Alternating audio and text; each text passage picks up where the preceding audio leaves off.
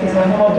évi Ferencvályás újonc bajnokságát, a fiú 60 méteres sífutás versenyszámában harmadik helyezést ért el, a harmadik elérő Debreceni FCS 8,40 másodpercesével.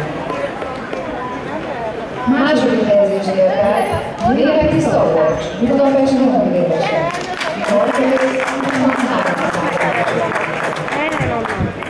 A versenyszám győztese ország. Bocsi, nem lehet innen elmenni? Nem lehet fénykép. Orvos Árnyék Dominik. Most van Magyarországi harcba versenyzője. 7,69. Csak az, hogy ne legyen ki. Az elemeket a bajnok edzője Szikás László.